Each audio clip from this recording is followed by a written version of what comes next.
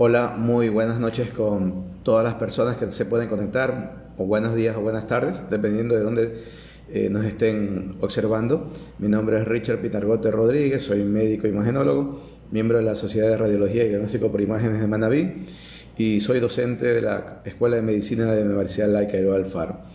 El propósito de llevar adelante estos videos es compartirles información de carácter médico-científico, trayéndoles información verificada, contrastada, información que de una u otra manera pueda también ser expuesta a ustedes con un lenguaje bastante simple y sencillo, y poder quizás minimizar un poco todo lo que se pueda sentir ahora bajo los efectos de la pandemia del COVID-19.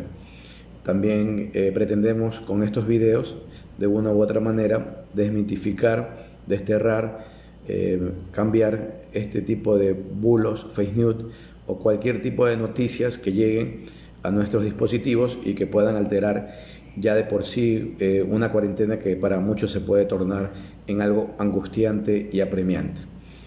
Iniciamos este video hoy día viernes 12 de junio del 2020 desde la ciudad de Puerto Viejo, Manabí, Ecuador, cuando la hora local son las 20 horas y 5 minutos de la noche. Siempre iniciamos el video enviando un fuerte abrazo a todas las personas que están padeciendo algún tipo de enfermedad, muy en especial aquellas personas y familias que están padeciendo COVID-19, por toda la implicancia, por todo lo mediático que es el problema, que de una u otra manera, si de pronto uno sufriera otro tipo de enfermedad, quizás no se angustiaría tanto como pasar por el COVID-19, pese a que muchas personas han superado este inconveniente sin aparentemente mayores efectos ni mayores complicaciones. Y también llegamos con un abrazo muy solidario, un abrazo muy efusivo y un abrazo muy sentido en aquellas familias que lastimosamente han tenido que ver partir a uno de sus miembros, o quizás algunos, ya sea por COVID-19 o quizás por otra causa. La ausencia de alguien que uno quiere y estima nunca dejará de sentirse, siempre estará presente, y nos unimos a un fuerte abrazo a todas las familias. Bueno, vamos a dar inicio a esto. Hay información que me parece muy relevante y sobre todo vamos a tocar hoy día el tema de lo que tanto se está comentando en el transcurso de la semana, de lo que tiene que ver con la afectación a niños, ¿sí? Por causa del COVID-19. Así que estén muy atentos cuando hablemos del rincón médico, porque vamos a tocar ese tema. Iniciamos con lo que tiene que ver con estadística y tomamos en cuenta para ello lo que el Ministerio de Salud Pública nos entrega diariamente, bueno, casi diariamente porque hubieron días que no nos entregaron, y al corte de hoy 12 de junio de las 8 de la mañana nos dicen ellos que aparentemente ya tenemos 45.778 casos confirmados y un número de 3.828 personas fallecidas lastimosamente y reconocidas por el gobierno, por el Ministerio de Salud, por el COE, como personas fallecidas por COVID-19. Y tenemos un número aproximado de personas que, siendo 2.522, han fallecido, y podría tener una gran implicancia el fallecimiento por causa de COVID-19. Por tanto, si el 3.828 número de personas fallecidas le agrego el 2.522 personas probablemente fallecidas por COVID-19, estamos hablando que tenemos un número superior a 6.300 personas fallecidas prácticamente reconocidas por el gobierno. Entendamos esa cifra y dentro del marco de lo que ocurre mundialmente, para ver si nos vamos ubicando tanto como país y para entender también cómo las cosas se han realizado acá, que lo anticipo, se han hecho bastante mal. Y creo que cada uno de nosotros, desde la trinchera que maneja, podrá haberlo palpado, haberlo sentido y haber lastimosamente padecido todo ese tipo de situaciones.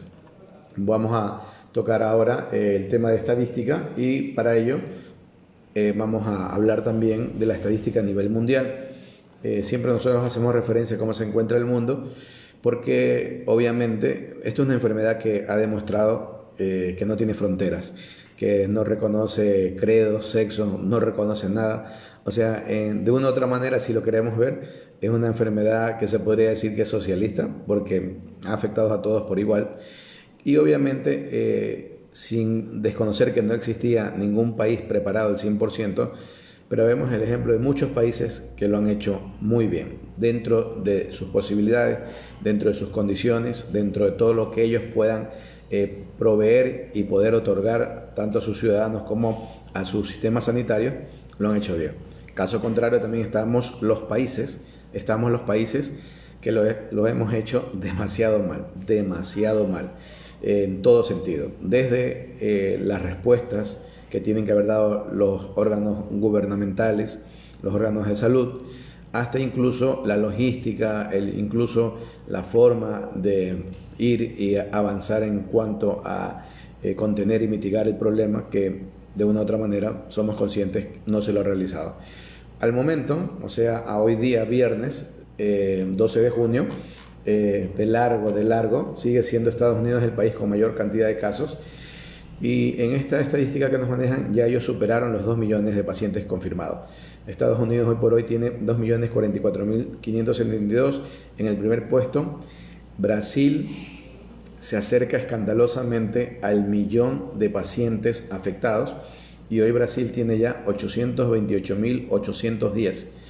Rusia superó el 500.000 de pacientes afectados, está en el tercer puesto con más de 510.000 pacientes.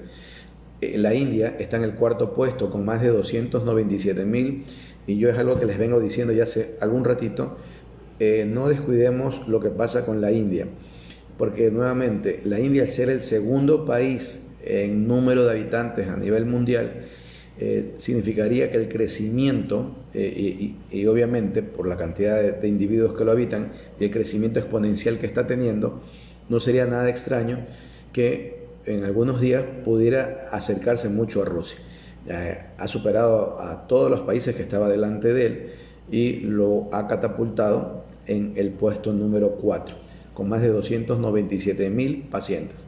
Reino Unido está quinto con más de 294.000, España sexto con más de 243.000, Italia séptimo con más de 236.000, y aquí viene también otro país que lastimosamente las cosas no le han salido bien, que es Perú, con más de 214.000 casos. Francia está en puesto 9 con más de 193.000, Alemania en puesto 10 con más de 187.000. Entre estos 10 primeros países es interesante ver que la curva no es tan ascendente para países como España, Italia, Francia y Alemania. De una u otra manera, eso hace prever que ellos al menos están entrando en su meseta, y obviamente por ello es que vemos cómo han modificado llevar adelante la cuarentena. Luego de Alemania, que está en el puesto 10, tenemos a Irán en el puesto 11, que hoy por hoy tiene más de 182.000 casos, Turquía 12 con más de 175.000 casos, Chile viene en el puesto 13 con más de 160.000 casos, y México en el puesto 14 con más de 133.000 casos. Lo de Chile también es un crecimiento muy considerable en lo que tiene que ver el número de pacientes contagiados, no así el número de personas fallecidas, que en un momento lo vamos a mencionar.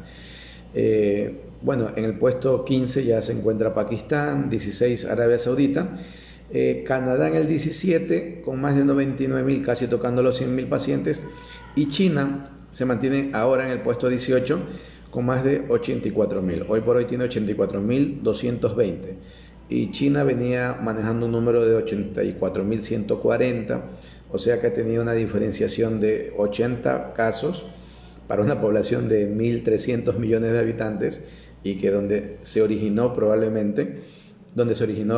el problema y donde probablemente tuvieron medidas de contención. La mayoría de los casos que aparecen en China hoy por hoy son casos importados y son casos que los contienen, pero vemos que sube más o menos, les podría decir que en el transcurso de 4 días en China han aumentado 80 casos para una población de 1.300 millones de habitantes. Si viéramos nuestras cifras en Ecuador, bueno, esas sí son bastante lamentables. En el puesto 19, Bangladesh con más de 81.000 casos. En el puesto 20, Qatar con más de 76.000. Aquí viene un grupo de países que los voy a mencionar en bloque, que es Sudáfrica, Bélgica, Bielorrusia, Suecia, Holanda. Están entre el puesto 20 a 25, y estamos luego nosotros, Ecuador y Colombia. Y prácticamente estamos empatados en el número de casos positivos, Ecuador y Colombia. Ecuador hoy por hoy tiene 45.778. Colombia tiene 45.344. Un diferencial aproximadamente más o menos de 300 pacientes que probablemente por cómo se está presentando la curva en Colombia y como ellos llevan los datos, el día de mañana nos van a superar. Sin embargo, todos sabemos que las cifras ecuatorianas no son las más reales. Y bueno, para completar los puestos hacia el 30 está Reino Unido, Egipto, Singapur, Indonesia y Portugal. ¿Sí? Muy bien, eso en cuanto a nivel mundial. Ahora a nivel local es importante, local latinoamericano me refiero, es importante entender cómo ha ido evolucionando sobre todo la letalidad por el número de pacientes que lastimosamente han fallecido, son reconocidos por el gobierno de cada uno de los países y la cantidad de pacientes que están. Tomamos de referencia para esto que vamos a comentar a Estados Unidos y lo tomamos como referencia es por los vínculos que tenemos los países latinoamericanos con el país norteamericano, o sea, con los Estados Unidos de Norteamérica. Es muy claro que todos los países tenemos comunidades muy importantes de nuestros conciudadanos que viven, habitan, moran allá en los Estados Unidos y de una u otra manera esos lazos nos unen muchísimo. Estados Unidos, cuando superaron los 2 millones de pacientes, tienen ya lastimosamente 114.613 personas fallecidas. Brasil, con más de 828.810 personas afectadas, tienen 41.828 personas fallecidas. Perú, con más de 214.788, tiene 6.088 personas fallecidas. Es importante entender este dato y me gusta relacionarlos para que ustedes también se den cuenta cómo en los diferentes países las cosas se han manejado de diferente forma. Porque Perú, teniendo, vamos a suponer que tuviera 250.000 para hacer este ejercicio un poco rápido. Perú, teniendo cerca de 250.000 casos positivos, que vendría a ser 3.5 la cantidad de pacientes que tiene Brasil, ¿sí? Y si yo multiplicaría el 6 por 3.5 sería 18, para sacarlo rápidamente, 20.000 pacientes. Tendría la mitad de los pacientes fallecidos teniendo el mismo, si es que tuviera el mismo número de personas afectadas que lo que tiene Brasil. Un dato importante. Por lo tanto, la letalidad de Perú es considerablemente inferior a la de Brasil, o lo podemos decir al revés. La letalidad en Brasil, ¿sí?, es el doble de lo que es en Perú. Y verán que en Perú es un desastre hasta cierto punto. Si ustedes ven las noticias de lo que sucede en Perú, escuchamos cómo la gente se queja y ya mismo tocaremos un tema muy puntual de Perú que sí es importante entenderlo dentro del contexto del problema. Bueno, Chile con 160.000 casos tiene 2.870 pacientes fallecidos. Y México, con 133.974 casos, tiene 15.944 personas fallecidas. Entonces también vamos a tomar el símil para llevar más o menos algo de cifras relacionadas. Chile, si México tuviera el mismo número de casos positivos, que todavía le falta, están separados por unos 30.000. Pero solo para hacerlo este ejemplo sencillo. Si digamos que Chile y México tuvieran el mismo número de casos positivos, ¿sí?, mientras el uno tiene cerca de 3.000, el otro tiene cerca de 16.000 pacientes fallecidos.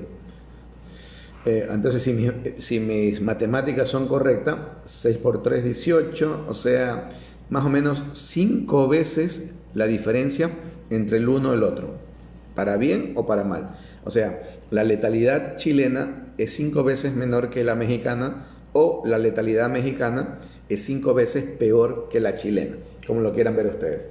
Aquí tengo, en este cuadro de los países latinoamericanos, tengo también a dos que podemos comparar, y estos sí los podemos comparar muy bien porque tienen casi el mismo número de casos positivos. Ecuador tiene 45.778, Colombia tiene 45.344. Vamos a suponer, hay una diferencia de, digamos que 500 pacientes, pero para este ejemplo vamos a suponer que Colombia y Ecuador tienen la misma cantidad de pacientes afectados.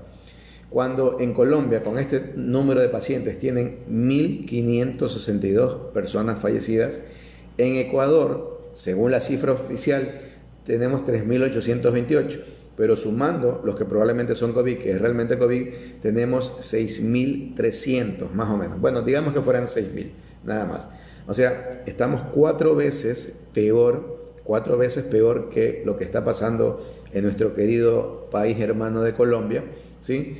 Y eso que en un artículo que yo les hablé hace 2 videos atrás, que se publicó en este periódico, que si mal no recuerdo es el New York City, me parece. Bueno, un artículo de un periódico de Nueva York, donde decían que entre los países que peor les iba y que las cifras no se ajustaban a la realidad era Ecuador, y que ellos hacían un cálculo de que probablemente la cifra que se exponía, sobre todo en pacientes fallecidos, habría que multiplicarlo por 6. Entonces, vamos a hacer este ejercicio rapidísimo y espero no cansarlos. Si digamos que tuviéramos alrededor de 3.000 personas fallecidas, si lo multiplicaría por 6, estamos hablando de 18.000 personas fallecidas, que sería un desastre. Digamos que fueran los 6.000 personas fallecidas, si lo multiplicamos por 6, estamos hablando de 6 por 6, 36.000 personas fallecidas. 36.000 personas fallecidas que nos harían el segundo país de peor letalidad de toda Latinoamérica y uno de los primeros países per cápita de que peor le ha ido la cosa. O sea, entendamos la magnitud del evento, porque aunque nos quieran disimular, modificar, transformar las cifras, ¿sí? El gobierno, como creo que está muy acostumbrado a hacerlo ya desde hace un buen rato para acá, manipularla en todo sentido, las cosas del país le han ido muy mal en lo que respecta a COVID-19. Y lo hago a manera de focalizarnos, porque si nosotros somos conscientes de que nos ha ido muy mal, y ojo, que ahí no solo el gobierno es culpable por si acaso, ahí es una culpa tripartita, ciudadanos comunes, ¿sí? Gobierno nacional y gobiernos locales. O sea, hay que asumir también lo que es de cada uno. Pero obviamente el órgano encargado de delinear la política, incluso de sancionar y todo eso, es el gobierno.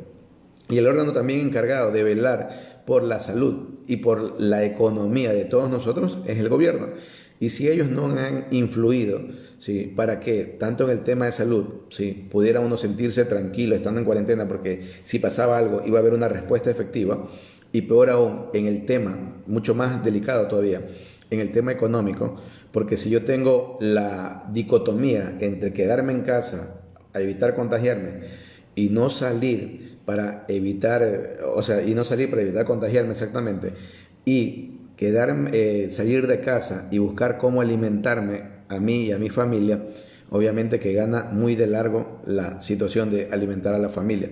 Sí, hay gente que la está pasando muy mal en cuarentena, hay gente que ha salido despedida de los trabajos, incluso personas que han trabajado en la parte estatal y que se los denomina burócratas, han sido despedidos no teniendo la más mínima consideración de lo que se está viviendo en una pandemia, incluso personal de salud. O sea, para que vean que este gobierno no ha respetado absolutamente nada. O sea, tener o darle un pequeño hálito de esperanza de que este gobierno pudiera tener un mínimo de humanismo, de sensibilidad, un mínimo de sentido común, de lógica, olvídese, nada de eso. Entonces nos ha ido 4 veces peor con cifras oficiales como le está yendo a Colombia. Y si ustedes leen también los periódicos colombianos, porque yo para hacer estos videos tengo que leer informaciones de algunos países, uso España, Estados Unidos, Perú, ¿sí?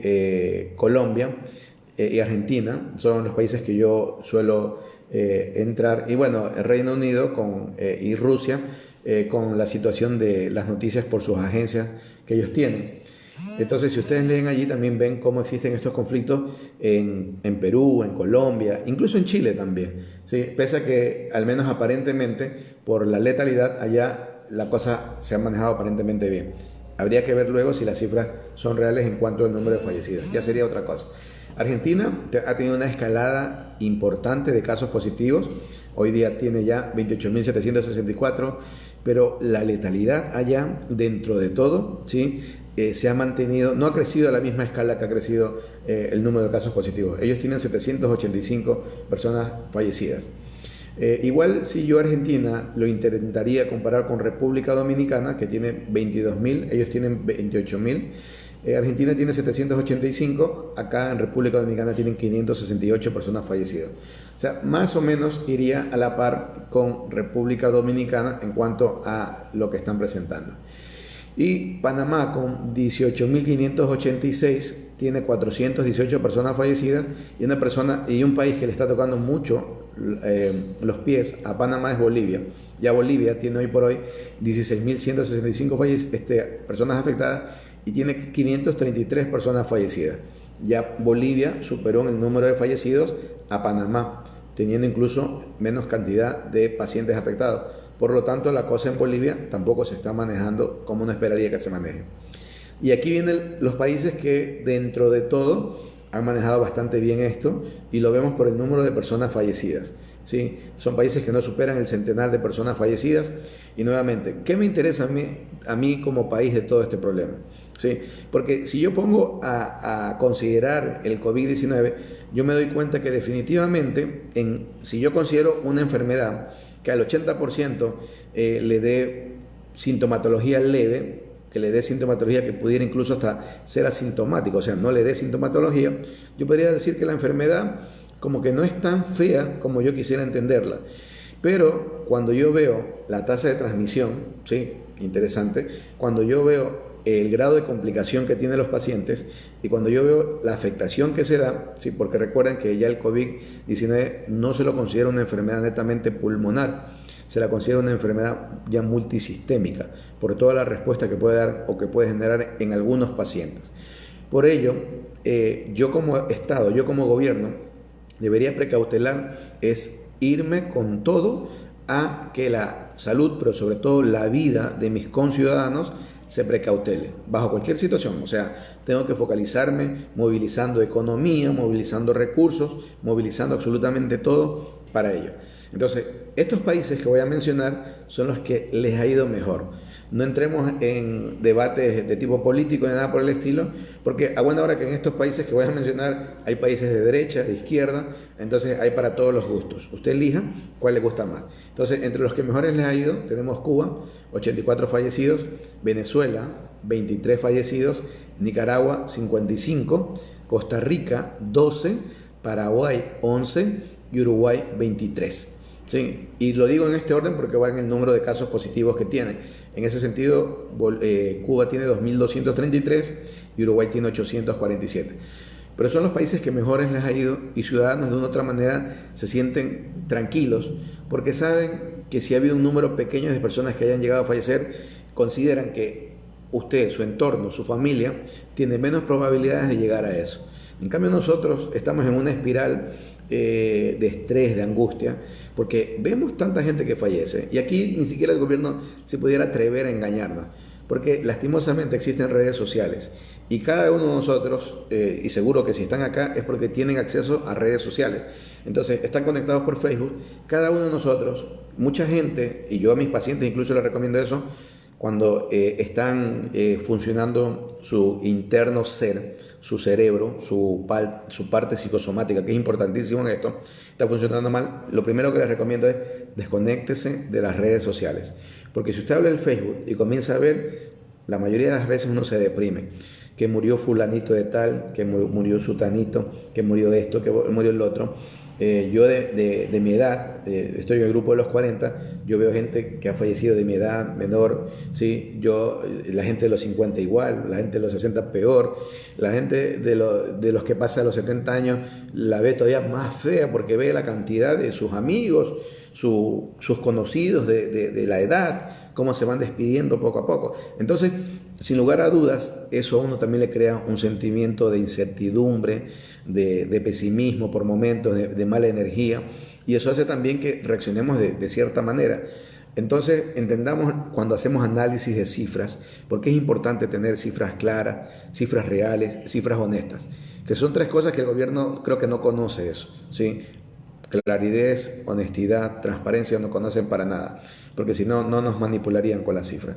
Lo peor es que esto es fácilmente demostrable y ahora que, bueno, estamos a 11 meses de que este gobierno, el peor gobierno de la historia, se despida, ¿sí? Van a ver el montón de cosas que van a salir. Lo bueno es que todo esto queda grabado y lo bueno es que queda grabado porque al menos sirve a mí, ¿sí? de dar la posibilidad de que yo en el futuro diga, aquí está.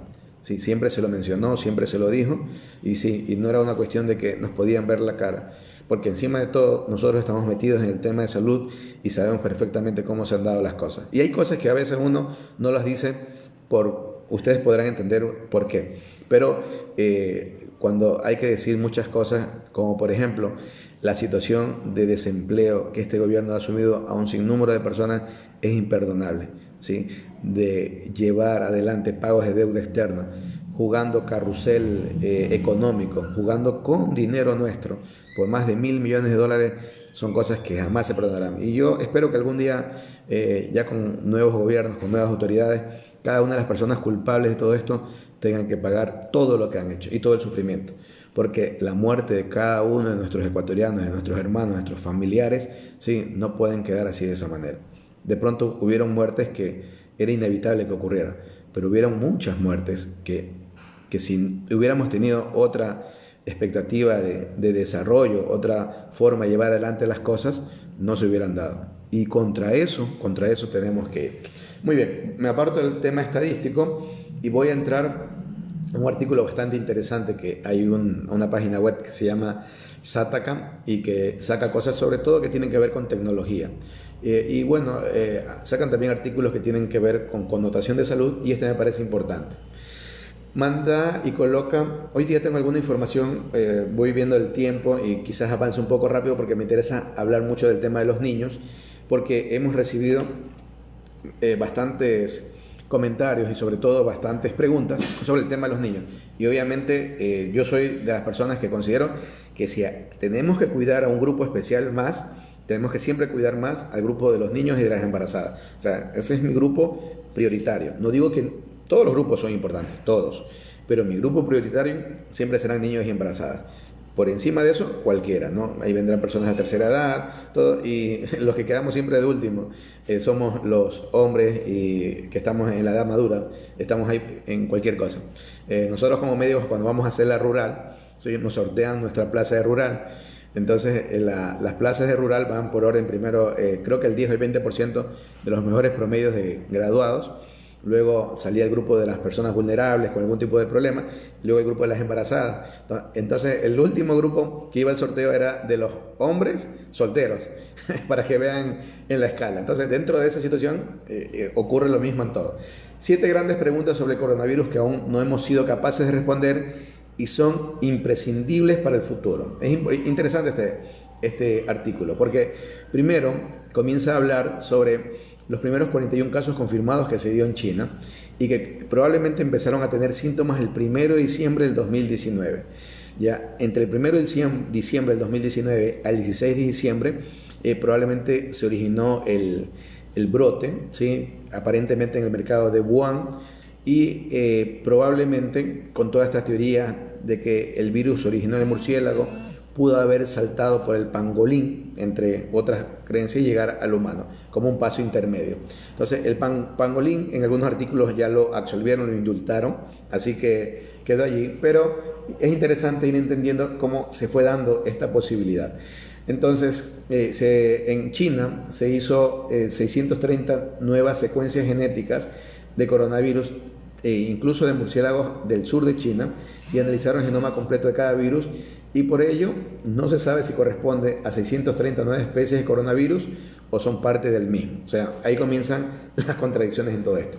Ahora, entre las 7 preguntas, una, ¿qué letalidad tiene realmente el virus? La letalidad es el número de gente que fallece en relación al problema. Entonces, digamos, si hay 100 personas que se contagian de X problema y de ella muere una, digo que hay 1% de letalidad en relación a eso. Si mueren 10, digo que es el 10%, tomando en cuenta este ejemplo para hacerlo rápido. Entonces, las primeras notas que nos llegaban desde China y luego a otros países ubicaban que la letalidad del COVID-19 estaba alrededor del 2.5, 2.7%, no superaba el 3%. Pero hemos visto países, como incluso el nuestro, donde la letalidad en el mejor de los casos está en el 7%, en el peor de los casos está en el 12%. Y en la realidad de las cosas probablemente estemos entre el 17 al 20%. O sea, una letalidad exageradamente alta. Y hay países donde la letalidad no supera el 1%. O sea, quiero que se entienda eso porque es muy importante. Entonces, si yo tengo un país X que tiene 100 casos y tiene una letalidad del 1%, significa que en ese país X falleció por culpa de ello una persona. Y si tengo un país X donde tiene una letalidad cercana al 20%, significa que por culpa de ese problema fallecieron 20 personas. Entonces, o sea, no es lo mismo estar en un país donde probablemente 1 de 100 pudiera fallecer, a estar en un país donde probablemente 20 de 100 pudiera fallecer. Entonces, la letalidad es variable. ¿De qué influye esto? Muchísimas cosas. No solo culpa del gobierno. En nuestro país el gobierno sí es uno de los culpables, pero influyen muchas cosas más todavía. ¿Sí? No le quiero lavar la culpa tampoco. Ustedes saben que definitivamente ese es el primer punto, pero influyen otras cosas más. Entonces, entre esto de la letalidad, ¿qué letalidad tiene realmente el virus?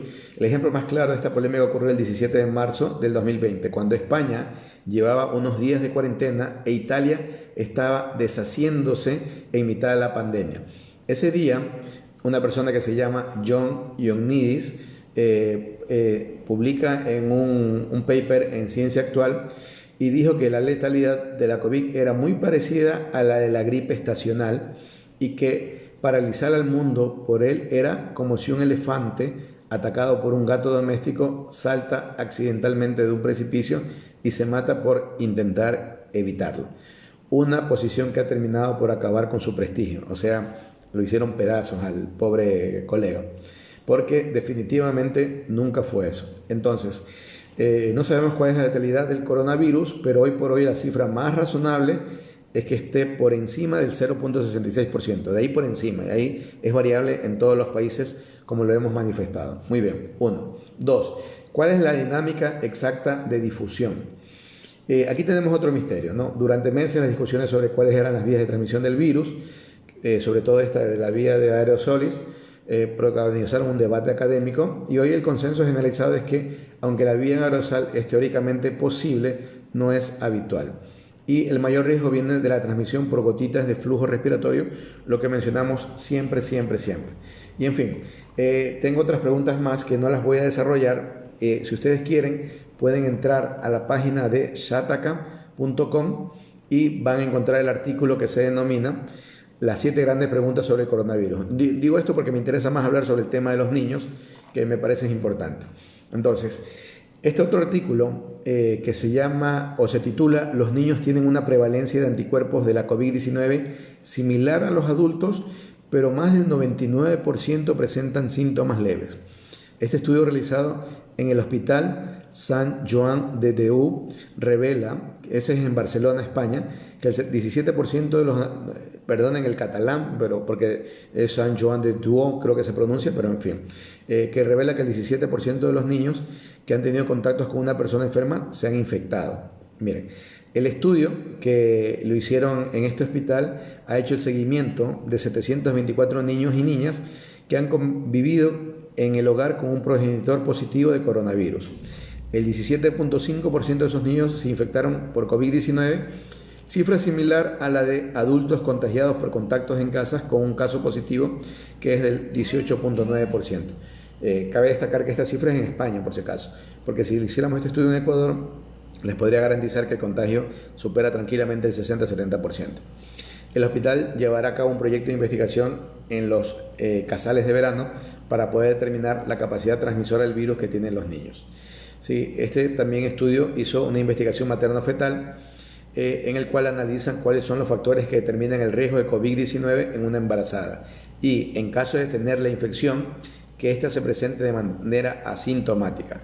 Se estudian diferentes factores y se aportan datos a los pediatras para que puedan hacer el seguimiento del neonato. El neonato es el recién nacido desde el día 0 al día 28. Entonces, de ellos se están hablando. Hasta ahora, los investigadores han podido analizar 874 embarazadas y el 14% de las gestantes de las embarazadas tienen anticuerpos contra el coronavirus. Las embarazadas con infecciones durante el primer trimestre, que fueron 54 mujeres, tuvieron cuadros más leves, con un 70% de mujeres asintomáticas y un 30% que presentaban síntomas leves. La pasaron bien, las que estuvieron afectadas en el primer trimestre. O sea, hasta la semana 12, ¿no? En las embarazadas infectadas durante el tercer trimestre, que fueron 71 mujeres, en cambio estuvieron menos casos asintomáticos, que fueron 52%, con un 43.5% de síntomas leves y un 4.5% de neumonía. Importante.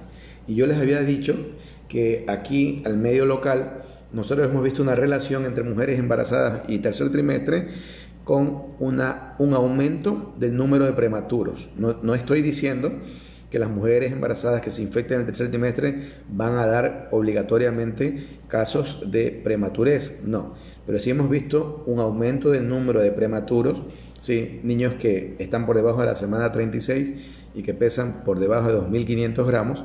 Entonces, estos casos hemos visto aumentado. Entonces, nosotros hacemos análisis estadísticos y por estadística podríamos orientar a pensar que de pronto el COVID-19 ha tenido que ver en ello. ¿Sí? Lo dejamos allí. Entonces, conclusiones del estudio, que es lo importante. Los niños se infectan igual que los adultos cuando están en contacto con una fuente de infección. El porcentaje de transmisión de la infección en los niños en el retorno doméstico se sitúa alrededor del 17% en España, por favor, y sobre todo en Barcelona, para ser más claro, en el País Vasco, creo que le llaman, en Cataluña. En los niños, la enfermedad se manifiesta de forma leve en el 99% de los casos. Entendamos esto primero, ¿no? En España, pero creo que esto sí es más o menos similar a cifras de otros países. Y COVID-19 afecta a un 14% de las embarazadas, la mayoría sintomáticas o leves, y las pocas gestantes que presentan síntomas más graves son las que han padecido la enfermedad durante el tercer trimestre de gestación. Entonces, mujeres que están pasando la semana 28 y no han estado infectadas por COVID-19, a cuidarse mucho, por favor. ¿Sí? Muy bien, eso es el artículo bastante bueno. Y aquí hay otro que dice, y habla de lo que se ha manifestado mucho, del síndrome inflamatorio hacia el niño, asociado al niño, o la enfermedad de Kawasaki, que es más o menos similar. El artículo se llama, aunque similar a la enfermedad de Kawasaki, el síndrome inflamatorio en niños asociado a COVID-19 se trata de una nueva patología como tal. Investigadores de algunos países europeos ya reconocieron un síndrome inflamatorio en niños que era similar a la enfermedad de Kawasaki. La enfermedad de Kawasaki es una afectación inflamatoria específica que incluso puede conducir o llevar a vasculitis, entre otras cosas. Es un síndrome bastante raro. Suele afectar a niños pequeños. Y en un estudio que se hizo en Londres, en Reino Unido, los niños con síntomas inflamatorios severos muestra que lo que sufren no es la enfermedad de Kawasaki como tal, sino una nueva patología, sino que por la sintomatología inicialmente se la relacionaba. Esta nueva enfermedad que los investigadores han denominado síndrome multisistémico inflamatorio pediátrico, temporalmente asociado por el SARS-CoV-2, que es el COVID-19. Recuerden que cuando escuchen la palabra SARS-CoV-2 habla del nombre del virus, y cuando escuchen la palabra COVID-19 habla de la enfermedad como tal, del desarrollo de la enfermedad. Esto fue estudiado en 58 niños que ingresaron en 8 hospitales en Inglaterra. Se cree que es extremadamente rara, pero existe la preocupación de que se produzca un daño coronario duradero. Ese es el problema importante. Se han notificado al menos 200 casos en Inglaterra con una gama de síntomas y gravedad, y la mayoría de los niños ya se han recuperado. Si bien el equipo no pudo afirmar con certeza que esta denominación, esta forma de presentarse nuevamente, síndrome multisistémico inflamatorio pediátrico temporalmente asociado al SARS-CoV-2, es causado por el COVID-19, tenían evidencia de infección actual o pasada por COVID-19, por lo tanto ahí venía la relación. La mayoría de los niños con indicios de infección tenían anticuerpos para el nuevo coronavirus, lo que sugiere que pudiera ocurrir después de la infección. Ahora, ¿por qué tomamos en cuenta esto? Porque aparecieron esta semana en algunos medios de comunicación el aparecimiento de casos en la ciudad de Milagros, si mal no recuerdo, y probablemente en Guayaquil, en el hospital de niños. Entonces, nuevamente, lo ideal sería que los niños no se infectaran. Mejor dicho, que nadie se infectara, pero los niños no. Entonces, con esas situaciones de que se pudiera dar, a pesar de que sea un porcentaje muy mínimo, estamos hablando del 1% probablemente, pero nadie en su sano juicio, que sea padre de familia y tenga un hijo, quisiera que su hijo tenga ni el 0.001% de posibilidades. Por supuesto que no. Por lo tanto, la idea que quieren de retornar a las actividades educativas en los planteles de manera presencial, para mí es un absurdo, es una estupidez. Entonces, ahí nuevamente es cuando yo digo, no hay nadie sensato en el gobierno que tenga un poquito de inteligencia emocional, académica y humana para que pueda orientar y llevar ciertas pautas. No hay una sola persona que pueda hacer eso y que tenga poder. Pues obviamente, pudieran haber 100.000 quizás, pero que tengan el poder de decisión. A eso nos referimos, al que tenga poder de decisión. Entonces, a ese tipo de personas que nosotros queremos que sean sensatos y que piensen en todas las consideraciones que dan.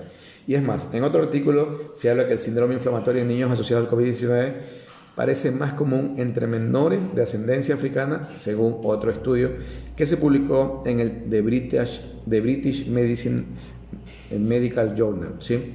Una revista, la revista médica británica, ¿no?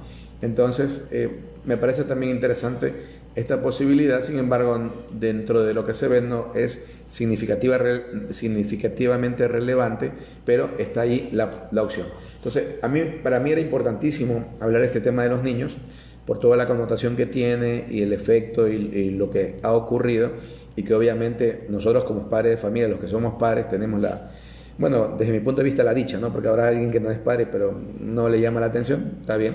Entonces, sabemos que, como dice alguna frase alguna vez, con nuestros hijos no te metas. Sí, es más, creo que salió para la consulta que nos engañaron con el sí y el no, y ponían ahí, y que a la larga nos ha llevado a vivir lo que estamos muy bien. Pero en todo caso, esto es lo que ocurre con los niños. Ojo, lo ideal sería que nadie se infecte. Eso, o sea, la conclusión de todo esto es que intentemos de que las personas que no se han infectado, que no se infecten. Y las personas que se infectaron, ¿sí?, a estar muy atentos siempre en probables síntomas que aparecen posteriores. ¿Sí? Eso también es muy observable en cierto grupo de gente que luego de pasado la fase de contagio y aparentemente ya sano, pudiera aparecer ciertos síntomas entre el día 3, 5, yo vi algunos, otros días en el día 7, y incluso tengo un grupo de pacientes que en el día 15 se pudo observar síntomas que duraron poco. Entonces con los niños también hay que tener atención. Y verán que en otro artículo que aquí mismo lo mencionamos, hablamos de que la primera sintomatología en los niños por COVID-19 a veces son sintomatología gastrointestinal, dolor de barriga y diarrea. Ojo con el detalle. Muy bien. Aquí a veces se conectan colegas pediatras, ellos interactúan. Entonces, de una u otra manera, cómo interactúan ellos también nos ayuda para todo esto. Muy bien, tenía preparado otra cosa más, pero estoy viendo la hora y la verdad es que sería bastante aterrador para ustedes tenerlos sacrificados mucho de su tiempo. Y de paso no me daría opción de poder leer lo que ustedes gentilmente publican y que de una u otra manera interactúan con esto, porque también venir a un monólogo de una persona como que a veces es muy pesadito. Así que voy a entrar acá a interactuar, se podría decir el término de esa manera, de acuerdo a lo que ustedes comentan, o ustedes opinan, de ustedes publican, ¿sí? Claro, que siempre y cuando sea posible poderlo leer, porque alguna vez en uno de estos videos alguien, y yo, bueno, la verdad en el fondo hasta me sentí un poquito identificado, pero desprestigiaba a más no poder con palabras soeces al gobierno, y bueno, tampoco entremos en eso. O sea, yo de verdad les digo que son unos incompetentes, unos negligentes, y por lo que se ve cada día con estos casos de corrupción, entendemos que están viviendo en corrupción porque es lo que uno ve y observa. O sea, eso es fácilmente demostrable, no hay por dónde perderse en el camino. Pero bueno, la situación va por otro lado. Ahorita vamos a dar paso a poder escuchar o leer lo que ustedes gentilmente publican, para tratar de no hacer muy largo esto, ¿no? Porque siempre procuramos que dure 45 minutos, una hora, tanto por salud mental de ustedes como por salud mental mía. Este video se hacían anteriormente todos los días, pero desde que ya empecé clases, la verdad que estoy bastante saturado ahora con las clases. Para nosotros los docentes, y aquí veo algunos docentes conectados, esto de la situación de la teleeducación es un reto. Y es un reto porque nosotros tenemos que ser creativos para que nuestros estudiantes se interesen por estar presentes, por estar conectados, por no aburrirse, porque lo que uno implementa por esta vía, ellos no puedan disgregarse en su pensamiento, porque es muy fácil a una persona que está en su casa recibiendo la clase, poder mirar, no sé, los cuadros de su casa, la televisión que está cerca, o sea, se pierde. Entonces ofrece y obliga a tener nuevos retos. Por eso yo por donde lo mire, para mí esto de la teleeducación es mucho más fuerte que la educación presencial que hemos estado acostumbrados, al menos para mí. De pronto se podría discrepar, pero en todo caso la situación va por ahí. Muy bien, vamos a escuchar a las personas que se han conectado. Aquí se nos conecta Lupita Zambrano, dice saludos, gracias por su aporte, un gusto. Lupita, Jesús Trujillo dice gracias por todo, profesor, un gusto. Él es colega imagenólogo. Marta Zambrano manda saludos. Armando Bravo Terán manda a agradecer por la información valiosa que nos imparte. Un gusto, Armando. Triple González dice: ¿cuál síntoma del coronavirus? ¿Cuál síntoma? ¿A qué se referirá de lo que hablé? La verdad que si pudiera escribir de nuevo, especificando a qué, porque no entiendo el contexto de la pregunta, pero será de algo de lo que hablamos en el caso de los niños, no sé, de pronto si lo escribe. Diana Mera manda a saludar. Marcelo Moreira escribe: a las personas que ya le dio COVID, ¿les vuelve a dar, sí o no? A ver, tenemos casos de personas que han vuelto a dar positivo a la prueba y han dado aparentemente como una nueva fase de COVID-19, pero en teoría, pues lo conocemos con otros coronavirus incluso y con otros virus. Cuando usted tiene inmunoglobulina G en su organismo, es una respuesta de defensa y es un mecanismo de memoria también, y por eso es que incluso las vacunas actúan de esa manera. Y por ello es que no es nada extraño decir que uno, entre comillas, si ya le dio, no le debería dar. Pero como siempre manifestamos, el COVID-19 me plantea nuevos retos, ¿sí? Y es muy probable que una que otra persona por ahí haya tenido como una reinfección. Entonces no podríamos certificar, porque todavía no hay nada escrito en la literatura al 100%. Nuevamente, yo acá vengo a hablar de cosas publicables, demostrables, confiables, y especulativas no podría hablar, pero al menos se ha escuchado de ese tipo de casos. Pero en toda situación, si usted le dio, ¿sí?, lo ideal siempre es que se proteja, pero se proteja porque de pronto podría estar contagiando todavía, y por una cuestión de solidaridad y de humanismo, o sea, usted podría ser la fuente de que otra gente se infecte. Entonces hay que protegerse siempre, independiente de que lo haya tenido o no lo haya tenido. Patricia Mero López dice: el peor gobierno de la historia. Concuerdo con ella. Isabel Solórzano manda un ok. Angélica Briones manda saludos y bendiciones igualmente.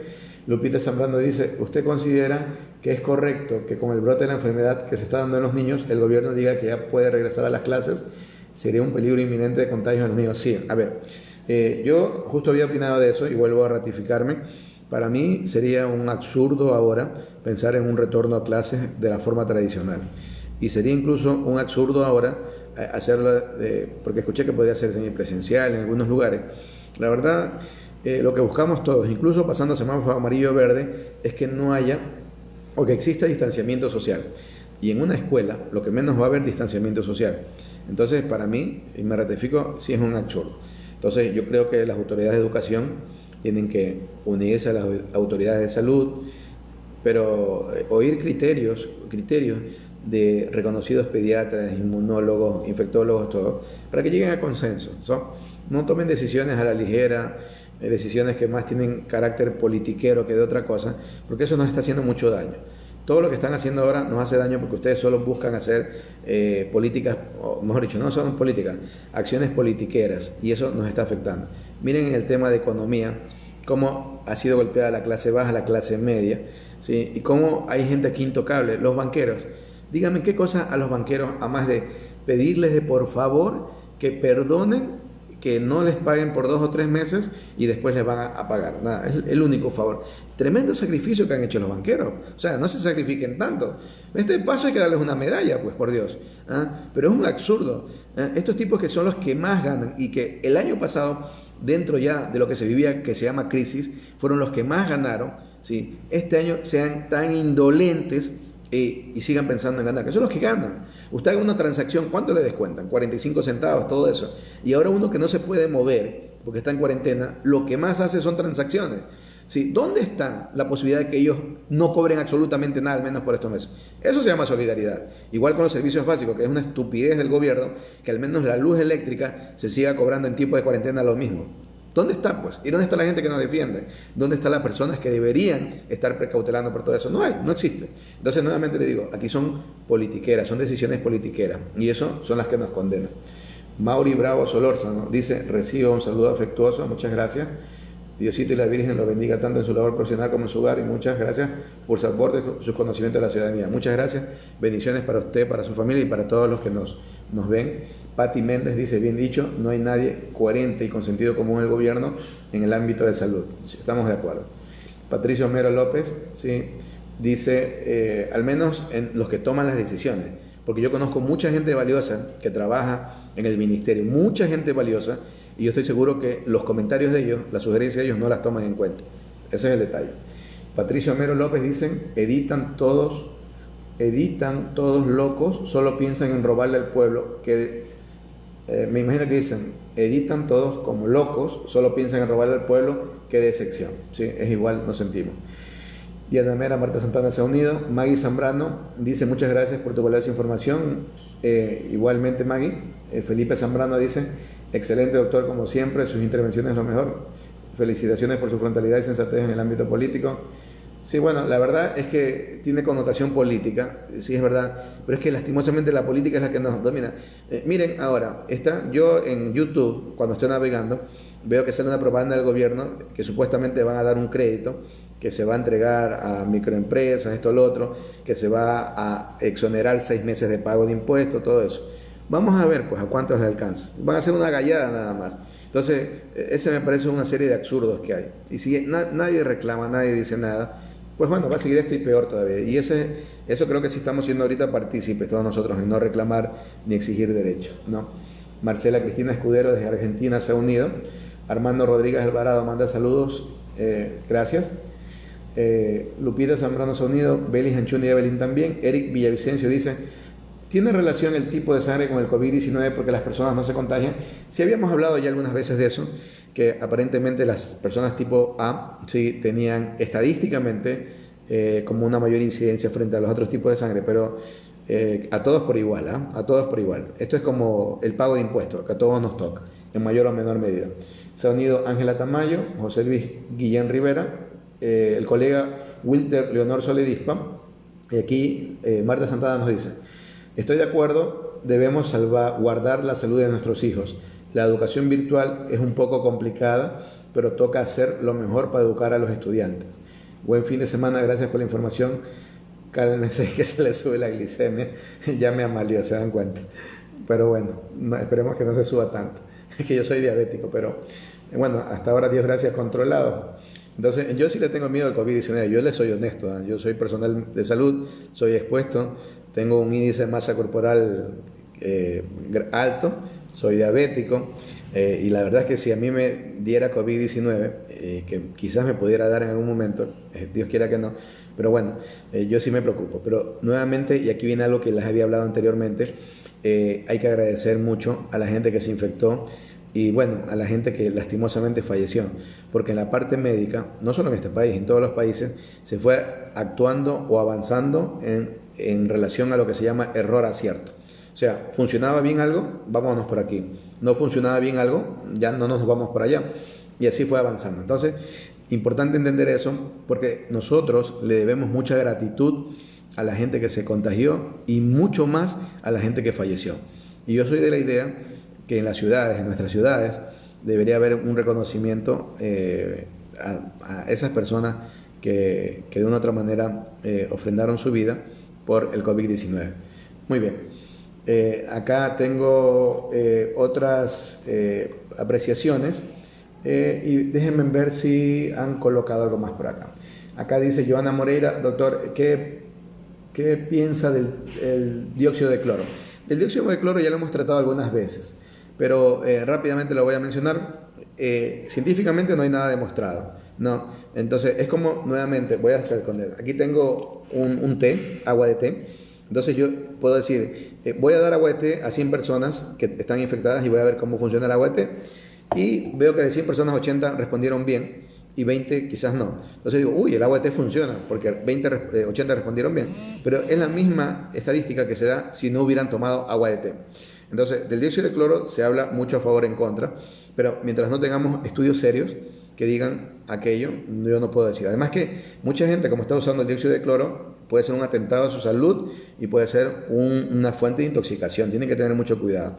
Yo les sugeriría, además que para prevenir el COVID-19 no es tal. No hay nada que prevenga el COVID-19 salvo una vacuna o lo que conocemos nosotros, lavado de manos, uso de mascarilla, protectores faciales y el distanciamiento social. Eso sí funciona. Sí. Muy bien. Acá dice, ¿qué más dice acá?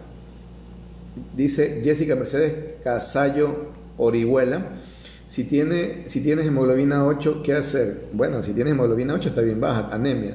Entonces habría que no tiene nada que ver con el COVID-19, pero tendría que buscar un médico para que le guíe, porque habría que determinar la causa de la anemia, ¿no?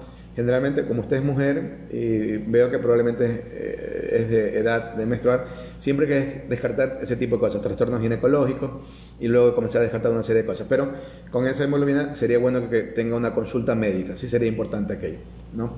Muy bien, ¿qué más colocaron acá?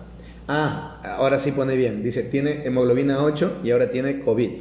Bueno, tiene anemia, ¿sí? La anemia no está tan relacionada con las comorbilidades que yo tengo normalmente. Las comorbilidades más desastrosas para el COVID-19, por llamarlo de alguna manera, somos los pacientes diabéticos, los hipertensos, somos los pacientes obesos, ¿sí?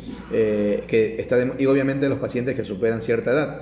Los pacientes antecedentes importantes de enfermedades pulmonares son los que peoran. La anemia, como tal, no tiene una alta relación en cuanto a que sea una comorbilidad importante, ¿sí? Sin embargo, hay que estar muy atento a la sintomatología. Si tiene COVID y tiene anemia, hay que estar muy atento a la sintomatología y, ¿por qué no, de ser el caso, poder llevar o tener una consulta médica?